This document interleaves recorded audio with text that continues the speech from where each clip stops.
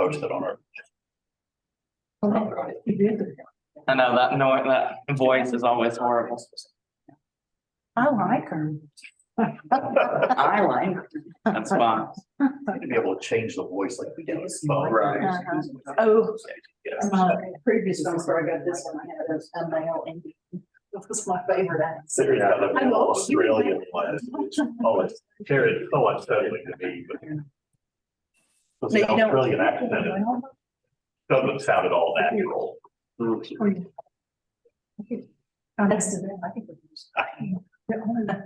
the one on the phone doesn't. Are you going? Are we going? I am. Okay, I'm gonna do, I'm gonna introduce Niko. And my name is Rebecca and my pronouns are she and her. And Niko is going to talk with us this morning.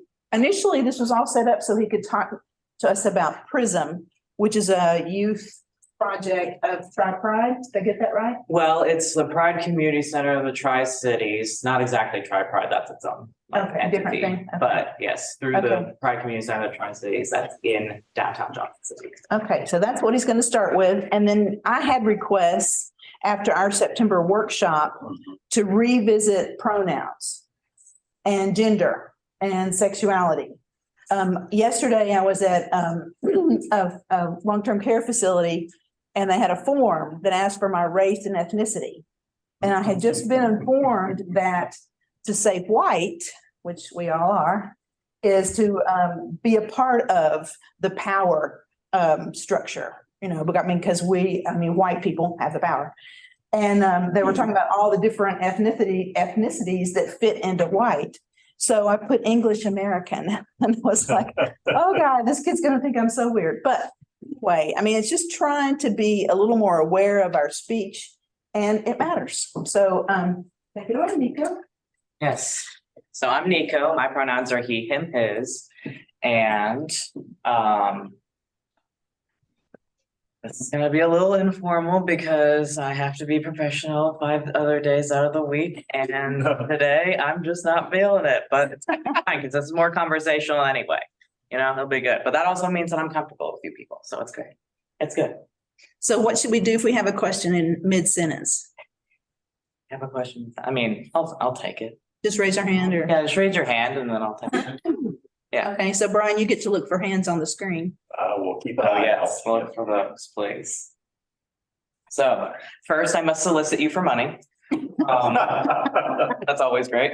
But yes, I'm accepting donations as always, money, or I think we're going to set up some sort of snack box because we like to give the teens snacks while they're there, but that comes out of our own money. So anything you want, like chips or Oreos or anything like that, greatly appreciated, but we'll do that later. But yeah, Prism is a teen LGBT plus support group in the Tri-Cities that is ages 13 to 17. And I think this has been brought up before that about like what that exactly like means, like who is allowed there. I think some people have gotten it mixed up a little bit in the past that it's only for trans kids. It's not.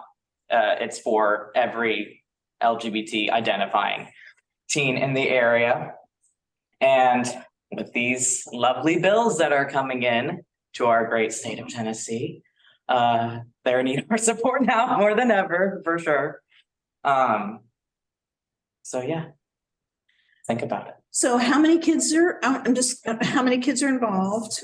It is like, so on average, I would say every week we have about 15 to 20, but they rotate out fairly often about like who comes. Like we have some regulars, but it just depends on their parents' schedule or their guardian's schedule. But if we had them all together at once, I think it'd be around 40 to 50-ish range. Okay. So it's growing all the time.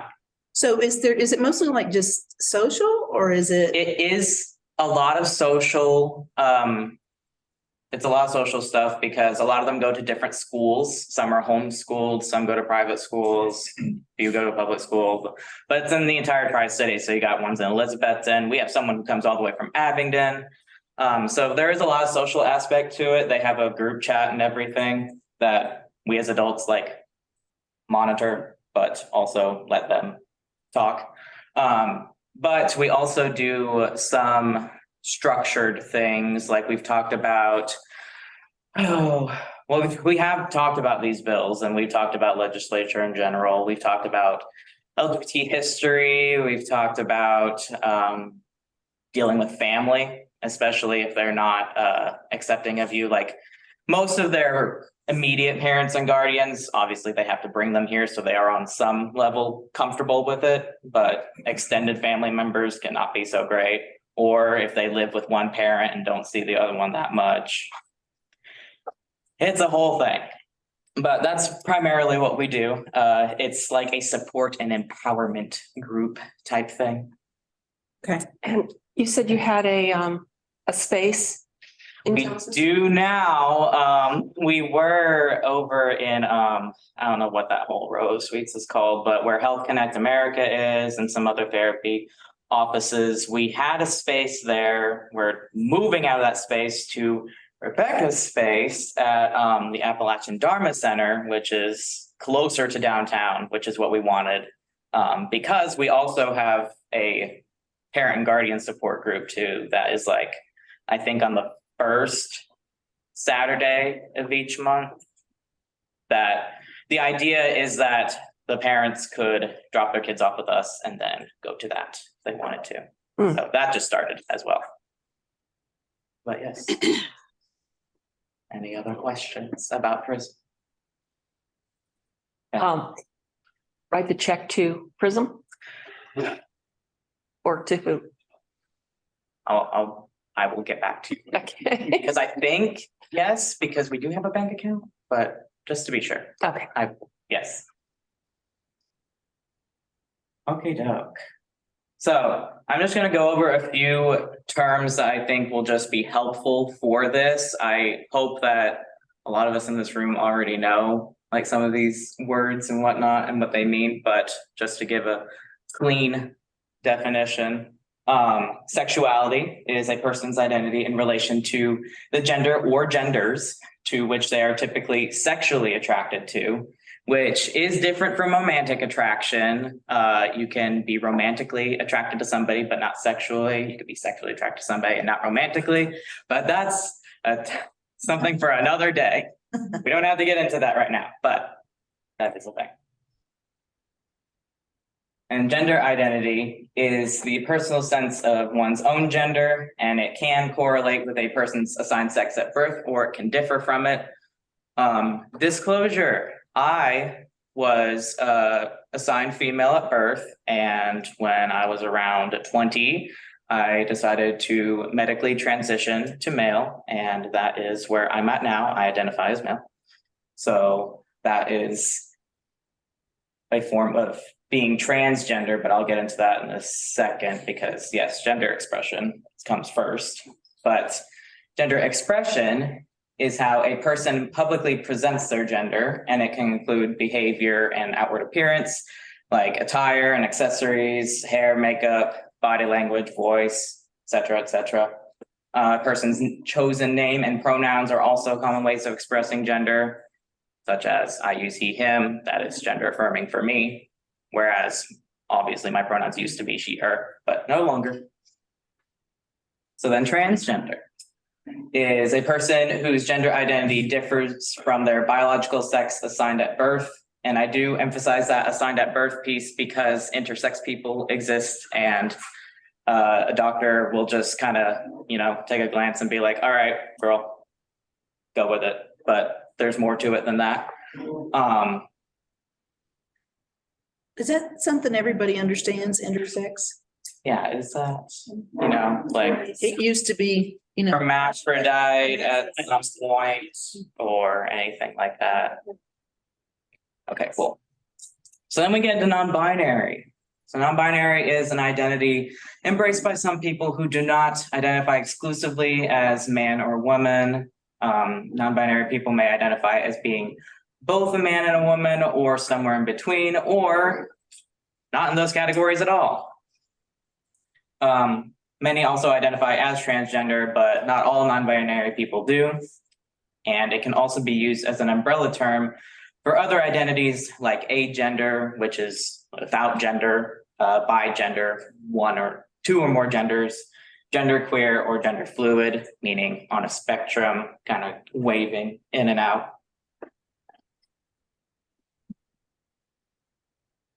And then we get into actual pronouns.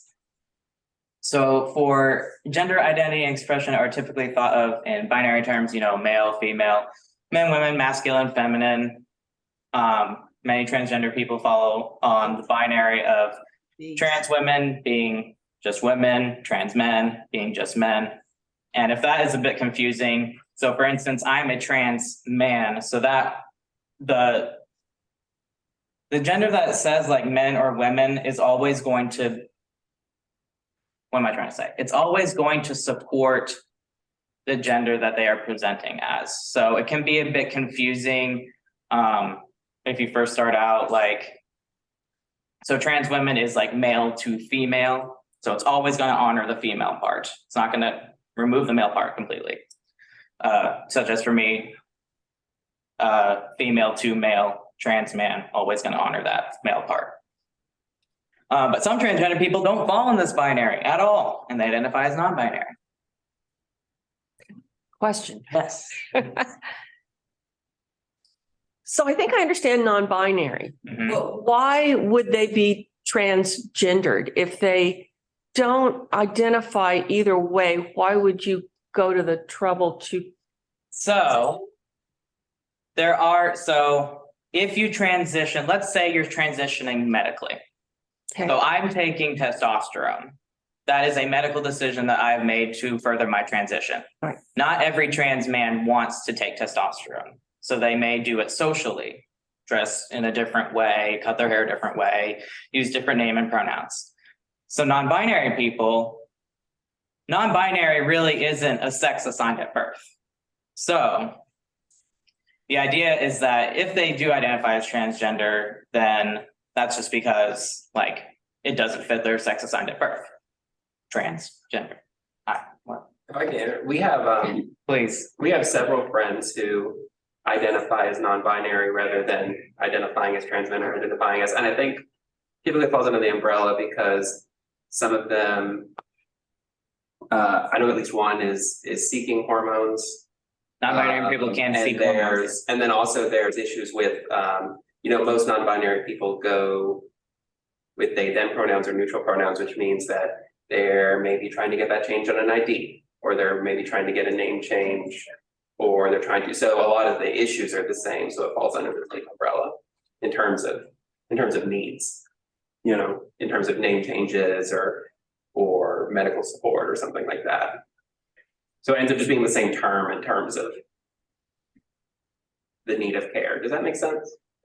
No, I think I'm still confused. So do some people use non-binary because they don't want to be pinned down? Or is it really an identity or a non-identity? Yeah, or not. It is an identity to some people.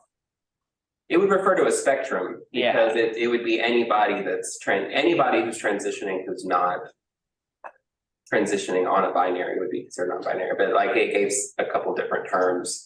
But if you're transitioning, Yeah, you're. they could be transitioning to try to look more androgynous, or they could be. Oh, okay. Yeah, Or they they're could not be- going to a certain They're gender. not going to a male or female. No, they're just going to Aren't whatever. where they are. Yes. Or they're just simply uncomfortable with gendered language.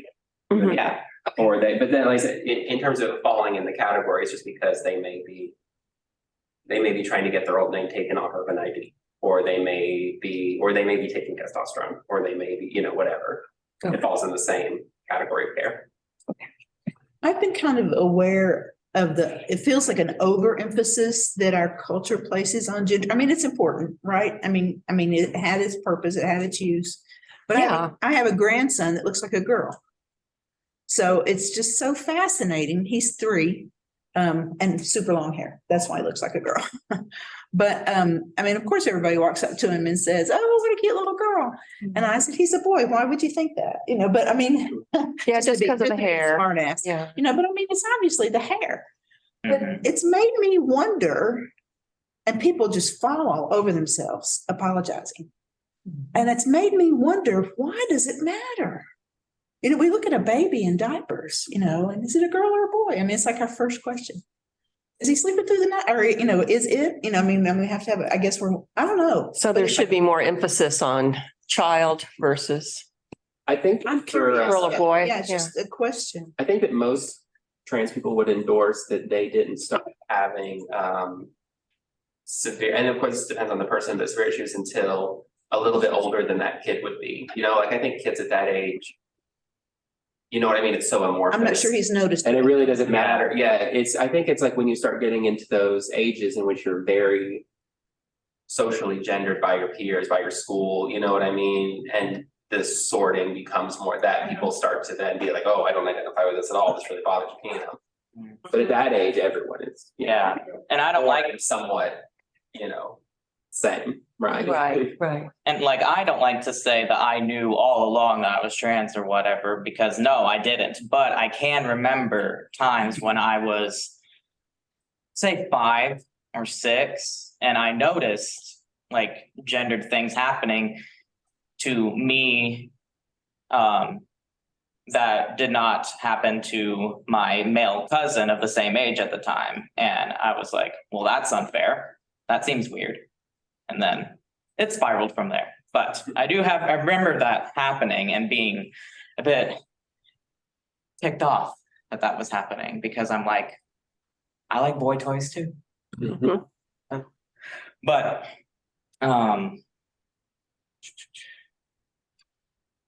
this is for all the grammar people out there who really need this to help with gender neutral pronouns. But you know, the most common traditional pronouns are just he and she. He laughed, she laughed, I called him, I called her.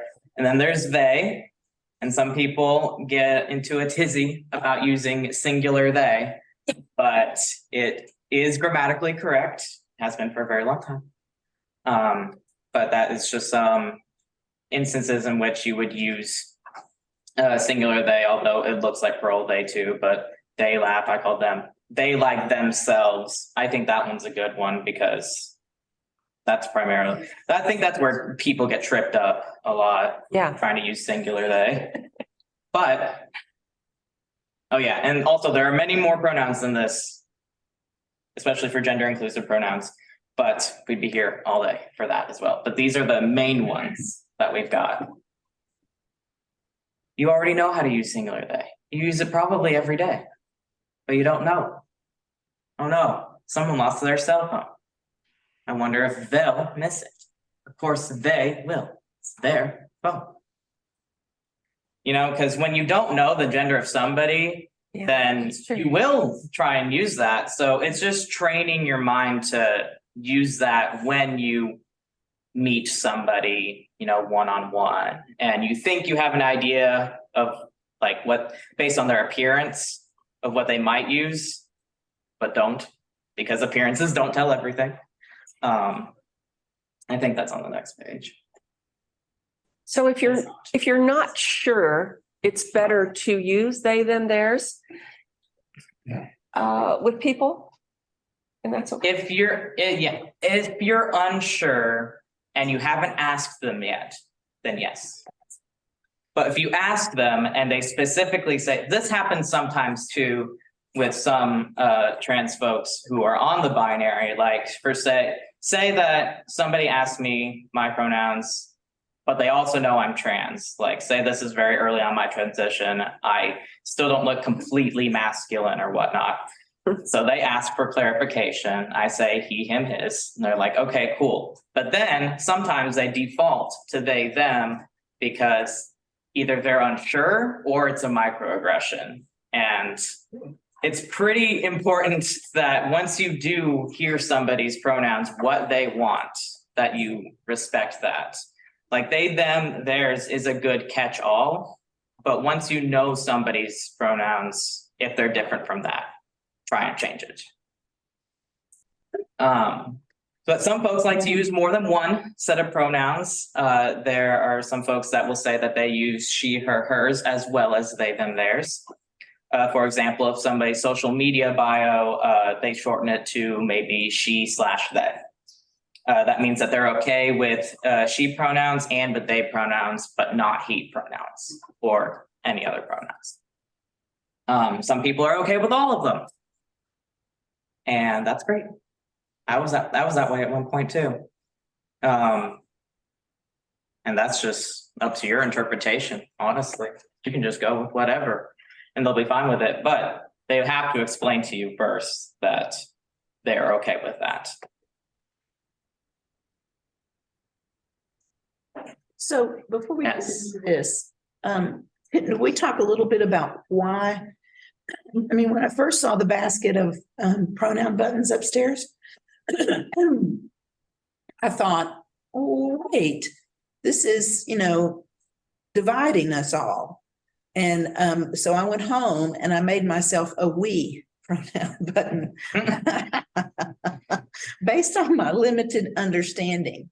And then I'm not sure who, maybe it was John Golden in conversation. I was talking to him about it. And he said that when I wear, a pronoun button, I'm saying to somebody who has a different pronoun than who has a pronoun that people wouldn't easily recognize, I'm saying, I want to make it easier for you to know that I honor whatever pronoun you use.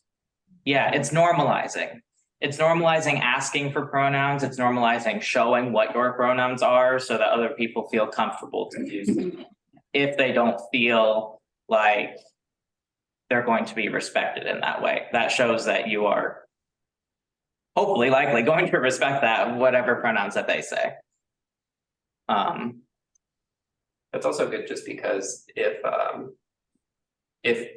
lot of people use that like in their social media bio or like in a church like this, the buttons and things like that, that makes it so that it's not like wearing a pronoun button just means that the person is trans, that they're. Yeah, like they're the only one. Yeah, right, exactly. I should have mentioned this definition too, but cisgender means that you do identify with the sex that you were assigned at birth. So I'm assuming here, but I believe all of you are cisgender. Yeah, it correlates with your pronouns, it correlates with your anatomy, anything like that. So in this case, yes, a transgender person would see a cisgender person wearing these pronoun buttons or anything like that, or pronouns in bio, and you're like, okay, cool. They're probably safe to approach and to talk to about being transgender if you had to. It kind of goes the same with I think some LGBT people don't like this, but I'm in the boat that is in favor of it, of straight people using the word partner. Because honestly, when gay people use the word partner, it kind of can tick off like a red flag to somebody like, oh, this person's gay, they're using the word partner. It helps, I think, when straight people also use partner, because to describe like their heterosexual relationship, because it's normalizing that language and not putting a huge target on the backs of gay people. Does that make sense? Mm-hmm. Okay. Fantastic. Anything else before we go on? Fabulous. So misgendering is mistaking or assuming someone's pronouns without asking first. It's very respectful and it's just very respectful to ask someone their pronouns and then really try and stick to it, whatever your perception of their appearance may be. If you misgender someone unknowingly, that impact is more powerful than the intent. Like, I know we're all well-intentioned people, but mistakes do happen. And while transgender people can see that as a mistake, it still hurts. So when you do make a mistake, just apologize quickly and move on. Don't drag it on and say, oh, I'm trying so hard, or this is so hard for me. I'm doing my best and blah, blah, blah. We know. Yes. It makes it about It makes it about you. Yes. Where say I was the one hurt, and I'm not trying to make you feel better about having hurt me, you know? So just say, oops, sorry, maybe correct yourself to get that practice in, and then continue. Yeah, just strive to do better. Practice it if you need to in a private space or with somebody else. Not that person, preferably. Don't practice on them. But if you need to, especially with singular they, then you can practice it with other people. Niko, can I tell? Yes. Tell on myself. I used to teach, and the students all came to me and said, "You won't believe what Mrs. Smith did. He kept calling this guy that we saw at Keystone. He was obviously wearing a dress and carrying a purse, and Miss Pick kept calling him he." Well, this poor guy, poor woman, poor trans person was bald-headed, and I marched in there to show the students how to do it right. And there's something about your way your body is responding to the other person. It was everything I could do. This was a long time ago, but it was everything I could do not to say he. We use pronouns unconsciously. I think this is the point, right? We're trying to use them consciously, not unconsciously. And it was, I don't know how exactly it went, if, what I called him or what I apologized for, but my solution was to finally stop using a pronoun and just use Mike or Sue. I'm still doing it. But whatever her name was, to use her name as opposed to a pronoun. I didn't think about they or, anything else like that, but it was just, I feel really stupid, but it was so much harder than I imagined. I just imagined I'd walk in there and make the other teacher look bad. That was what I was going for, but it was very difficult. So, I think that, sometimes, even saying LGBTQIA+, it's like, gosh, that's so hard for me. But I usually just say LGBT. I heard you. There we go. But what I'm saying is that to imagine the difficulty that it is to claim your gender or claim the gender that's true for you. And that's so much more difficult than the effort we have to make to be welcoming and respecting. Greatly put. Yes. No, I agree with that. Because, yeah, like you said, even I sometimes still mess up, somebody else's pronouns or make an assumption based on appearances. And it just takes a lot of practice. Like, I'm pretty good now that I can pretty much use they, them for anyone that I encounter before I know their pronouns, but that's not like 100% rule. That's just something that you just have to practice in your daily life. Yeah. And one day with Niko, I just said, "Did I get your pronoun right? Or did I get your pronoun?" I don't remember. Yes, I know. He doesn't even remember, but but he just said, "Oh yeah," and that was over. Yeah. But it was like, I wanted to be respectful, but I wasn't sure I said the right thing. Oh. Yeah. And that's totally okay to ask. Mm. We'll get into that. It makes you wonder where you get that from. Like you said, it's not just visual cues because they're wearing a dress. Right. But it was something past the clothing. And I wonder if when you learn that, when you're a baby, a toddler, when you start actually identifying sex in human beings and what clues our brain is going off of. And it must be hardwired in. That may be one of the reasons why it's so awkward. It's awkward or difficult to change that. Yeah. I think society and culture play a big role in it too. What the people show you of, like, we see this all the time in like the beauty world and whatnot, a certain type of woman is seen and whatnot, but there are broad-shouldered women. There are women with very defined, chiseled jawlines, we don't see those parts of like the spectrum as much in I guess the media is what I would say, because Well, and that can be cultural as well. What's considered beautiful in one culture is not always considered beautiful in another culture. exactly. I do think that, oftentimes when someone finds himself messing up somebody's pronouns quite a bit, or in a situation in which it's hard to use the right ones, right?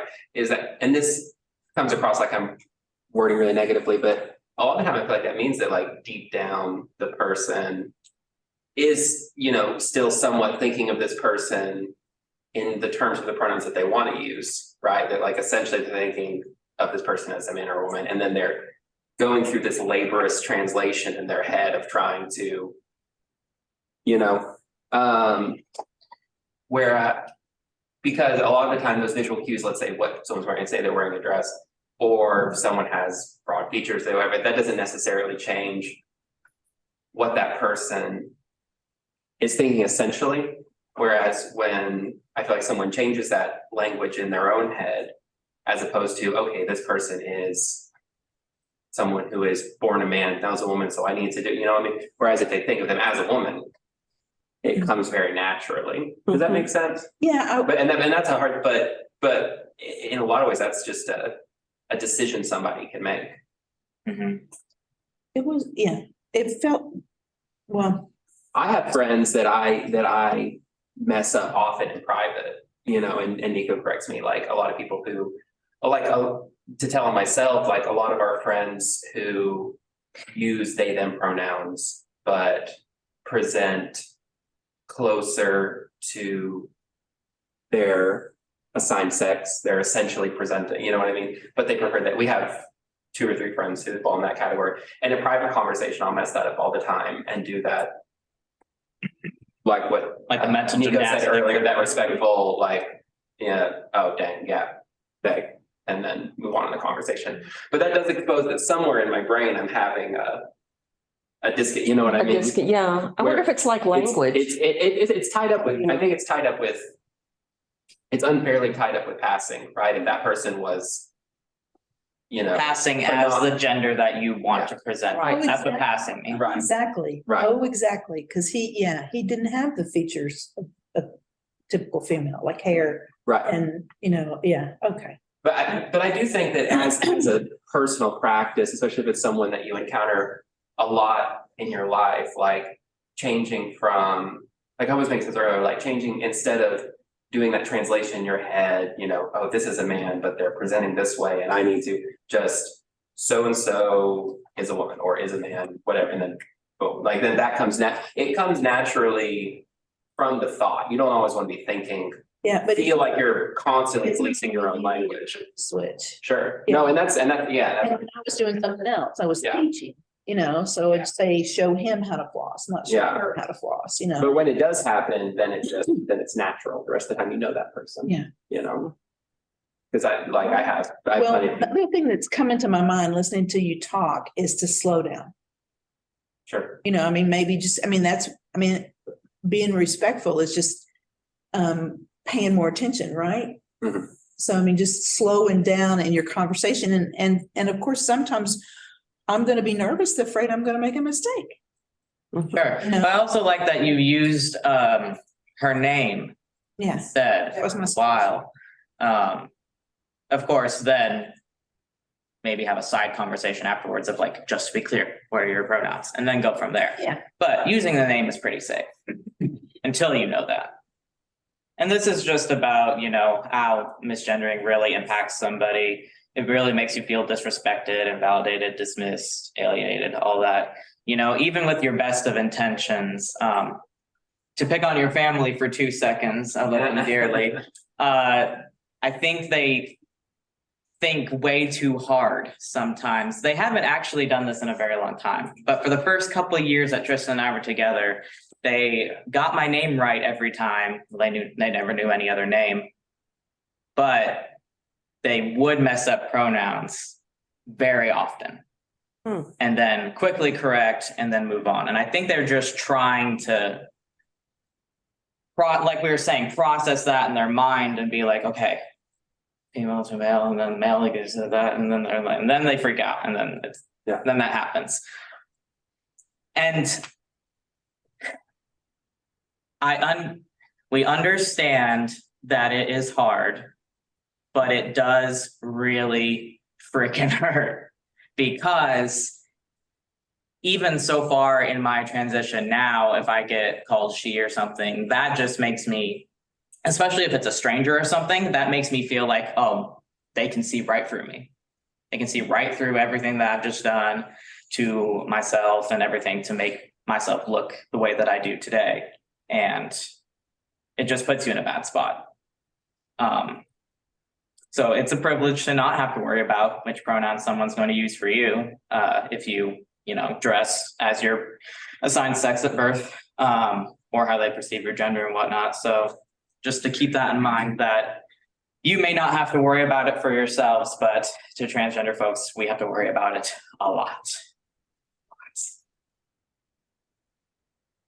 So we did this morning, where we invited pronoun sharing with me and Rebecca, saying, inviting, well, we didn't invite you to share your pronouns, but we shared ours at the beginning. Especially when you're leading a group, you can introduce yourself as, my name is such and such, my pronouns are these.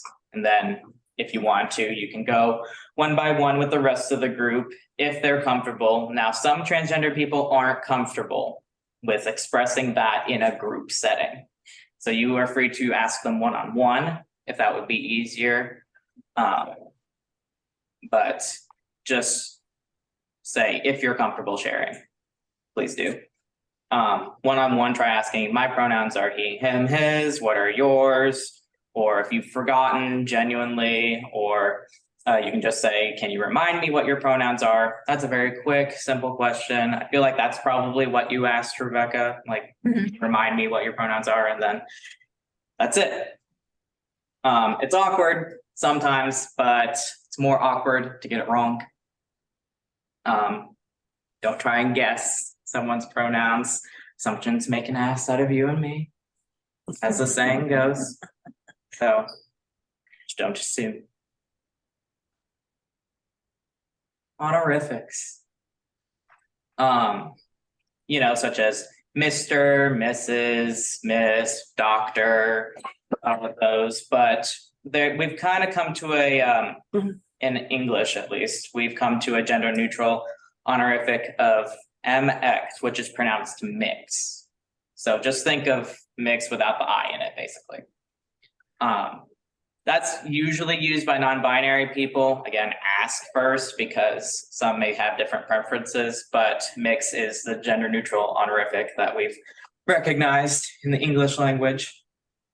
As usual, you can't base someone's name or perceived gender on what honorific they use with their name. If you're addressing somebody in a letter or something and you're the type that wants to use dear Mr. So-and-so, just ask, this for like membership here. If you want to use that, then probably it says right here on contact list. If you're building that out, then you can just ask that on any membership form that we have. Same goes for letters of recommendation. You want to be using the correct pronouns when you're giving a recommendation for somebody. But if you don't know those right off the top of your head, probably just ask them first before you do that. I feel like it's probably for mix, like Niko said, I feel like that's almost always going to be a non-binary person who's made that decision to title all of their stuff MX.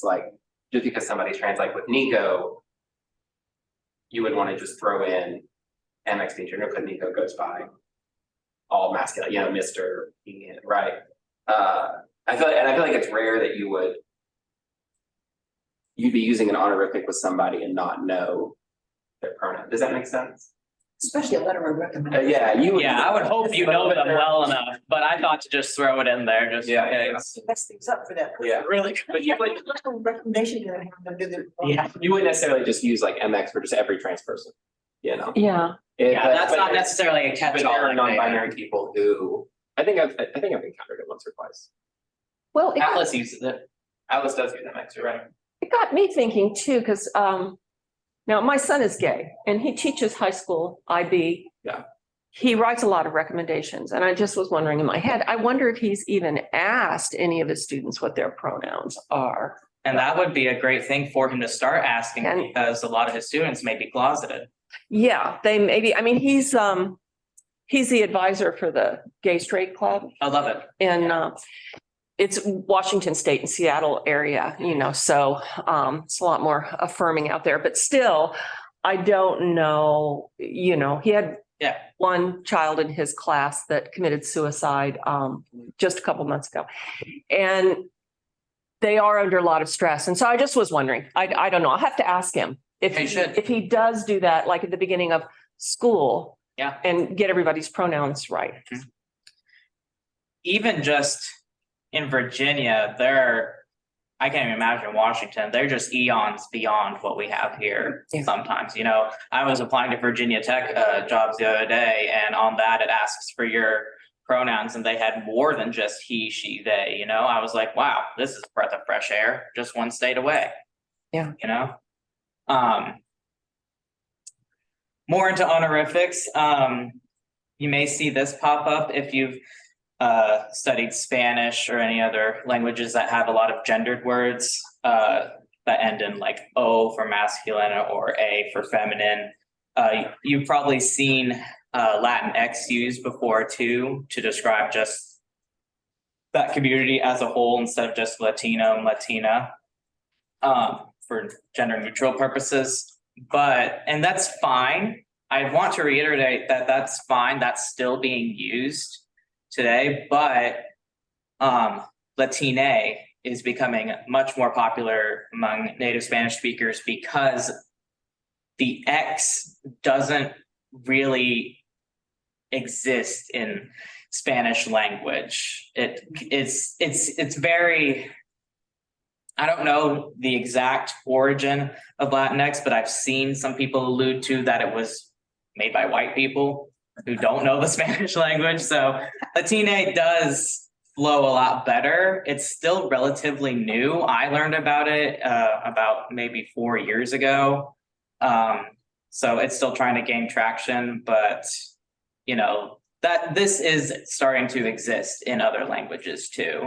I've heard that Latinx is losing popularity. Yeah. Yeah, it is. Because X is just what we would throw on to make, like as English speakers, to make something neutral, right? Yeah, Or- like how when we you go made into mixed. Spanish, Yeah. you get the Latin. And it's pronounced, the X is pronounced chi or chita. I mean, it doesn't have anywhere near an X sound. Yeah, Exactly.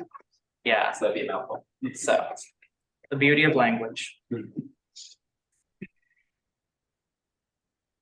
And so this is where you can start really practicing inclusive language. Just in general, really, not even just on a one-on-one basis, but in general, just try to avoid using pronouns for third person singular by instead like repeating a noun if you have to. For example, yeah, like use the employee instead of he or she. And that sentence avoids pronouns completely. The employee may add his or her own comments to accompany the performance appraisal form. I don't know what the heck a company performance appraisal form is, but I couldn't think of a better sentence to use here. So that's what you get. I don't know what it means, but here we are. So instead of that, you could just take out those pronouns completely. Then it's just the employee may add comments to accompany, et cetera, et cetera. Or you could use the employee may add their comments to accompany. I do this all the time at work where if I'm working on like an old form from 2003, which is actually what's happening at work right now, I will go in, hit Control F and find where where they use he or she and get rid of it entirely or replace it with they, because that's just inclusive language. So if you have forms or anything like that that say that, then I encourage you to just take out his or her, exchange it for they, or just take it out entirely. We were going to talk about microaggressions if we had time. Yeah, do we have time? It is 10:34. We do. Okay.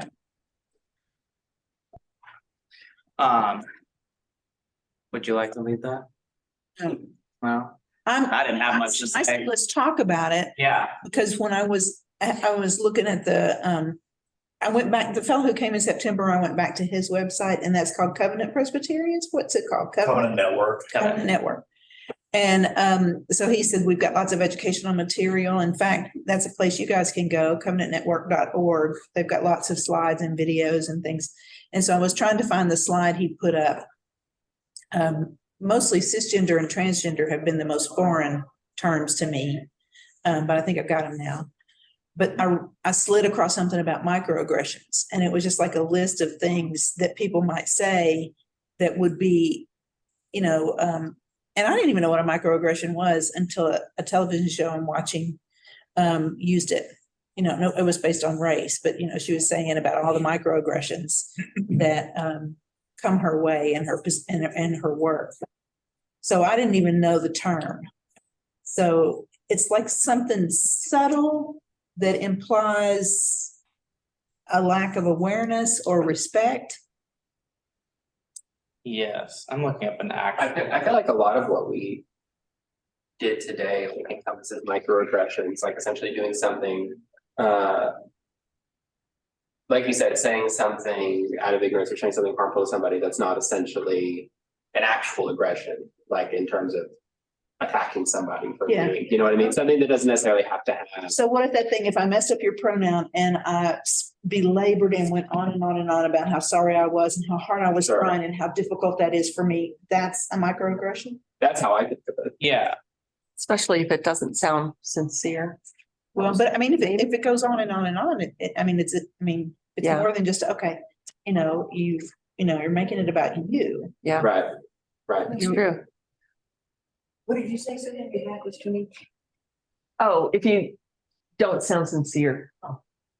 In your, as you're going on and on with your That would make it apology. even worse. You're right. And sarcasm, I think, would be a microaggression. Sarcasm. Yeah, I'm sorry, I'm just trying to find if there's like Straight up definition. straight up examples for this in particular, because yes, it is, microaggressions have been primarily associated with race, but it does definitely exist in LGBT spaces as well. I'm just trying to find. I'm trying to think too, sometimes an apology is not an apology when it's, they're like, I'm sorry, I just can't keep up with all this. Yes, definitely. I just can't keep up with this. Yeah, and Like, well, what is this? This is my life. exactly, yeah. I was looking at that, but not exactly, because this is like more like actual like straight up insults.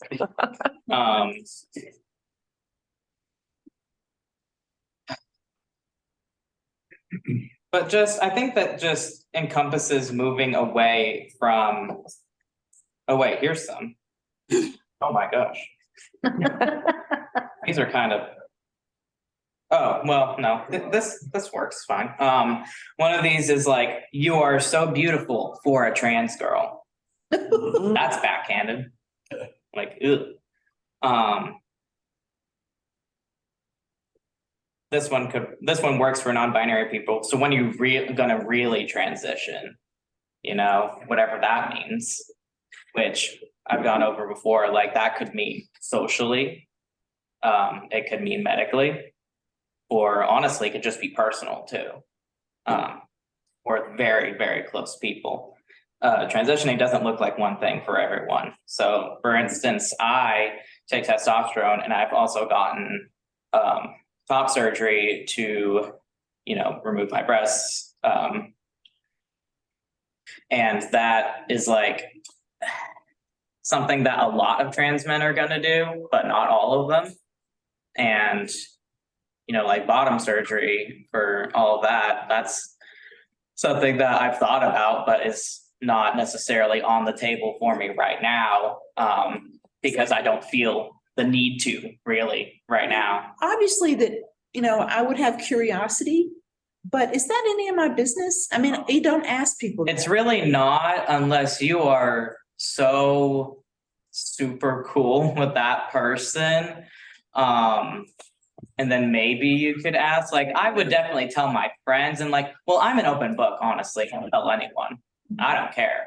But it is generally frowned upon to ask because it really is nobody's business. You can be curious, but it's not. Yeah. It's not gonna make you, hopefully it's not gonna make you see them any differently whatsoever, so. There's a good example of this. There was an interview, I forget what show it was, but it was, what's the name of the woman from Born to See It?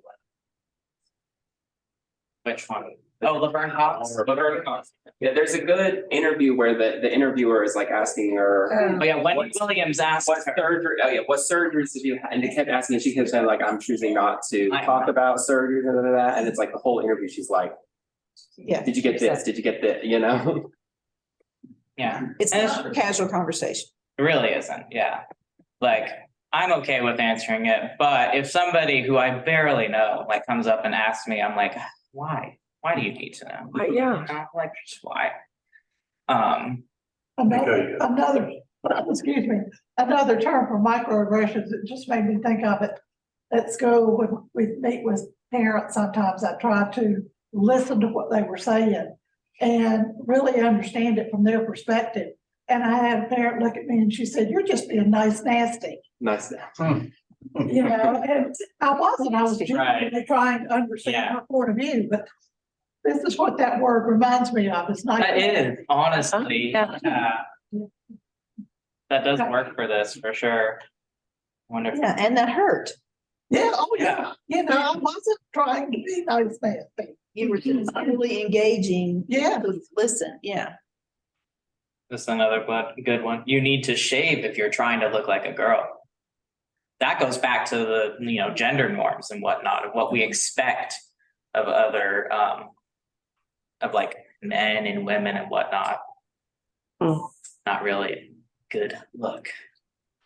Because also, like, shaving's tough. If you just naturally have a lot of facial hair and you're transitioning to female, you have to shave like every day. Every single day. If you miss one day, boom, 5 o'clock shot. It's hard. And there's, You are automatically female and you stay female, you still have facial hair. you can, yes. Yeah. PCOS. Anyone? Yeah. Especially on the upper lip. Exactly, yeah. But we don't talk about that enough. Yeah. Exactly. So. Can I ask a question that I've never been brave enough to ask? Yes, because now it's time for questions. Okay. I don't even know how to ask it. People who cross-dress. Mhm. Where do they fall in the spectrum? You have to ask them. And So it's a- in drag in particular, many people who do drag may be trans or they may not be. But it just depends. It really depends. Like, do we know what RuPaul identifies as? He? Yeah, man, I think. Yeah, man. But he has RuPaul's Drag Race. And when they're in drag, typically they'll still go by she, to keep up appearances of being a queen, but in their personal life they'll go by he. But again, that depends on the person. There are plenty of trans women who do drag as well, and trans men. Well, like, Brian Whalen do the drag bit here, you know what Yeah. I mean? That doesn't, you know what I mean? That's just, Make them trans. that's just theatrics. Yeah. That's just playing a character. But we do, yeah, but I've known a lot of drag queens to also be trans, like to go by they, them pronouns, for instance, or to eventually transition. I remember the movie To Wong Fu, you didn't see it? Wesley Snipes and, is it Kurt Russell dress up? And he had a definition, something about when a heterosexual man has too much style or something, But I always wondered about that too, but I think you can still be a heterosexual man and want to cross-dress. Sure. Yep. You Is can. cross-dress still an acceptable term?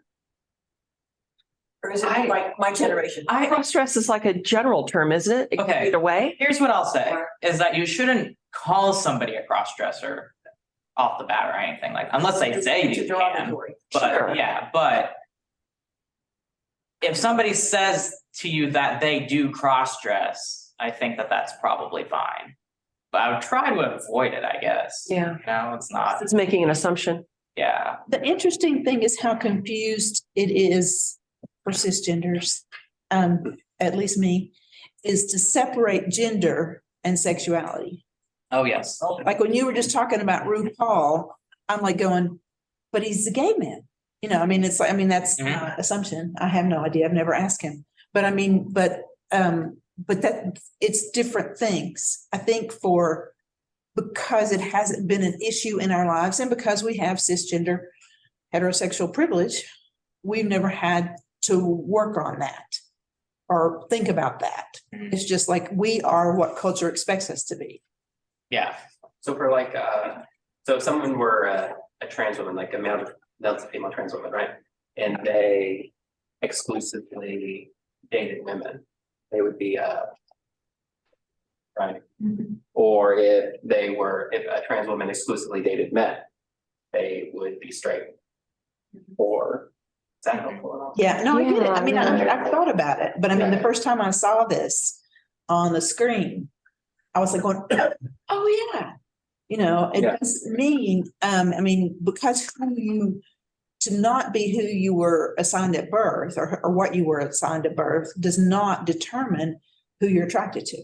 yes. Yeah, my mom did that before I transitioned and was dating my ex-girlfriend, who was trans, male to female, and my mom was like, so why is she going to transition if she's like dating a woman? Wouldn't it be easier to just stay a man? And I'm like, well, because she's a lesbian. Like, the gender and the sexuality they're two completely different things. One doesn't predict the other. Yes, one does not predict the other. Thank you very much. This has been Yeah. very helpful. Any other questions? What about the, It is 10:46, what but about the Zoom crowd? They've been awfully quiet. I found this on the web. hey, how about you don't find out on the web? I'll stop sharing my screen and then we can see. I don't think there's anything, no, nothing in chat. Hey, everybody. If y'all have questions on Zoom. feel You guys want to jump in? I don't hear any voices. I think they're It was good. it was very interesting. I learned a whole lot this morning. Thank you. Thank you. Got a couple thumbs up there. Okay, Fantastic. Beautiful. all right. All right. Thank you all. Thank you. Thank you. You Zoom people. And all of your pronouns. Yes. You can put your pronouns in the Zoom box too. With your name, I do that. Yeah. That helps. All right. No spaces. Farewell, Zoom people. Bye-bye. Bye.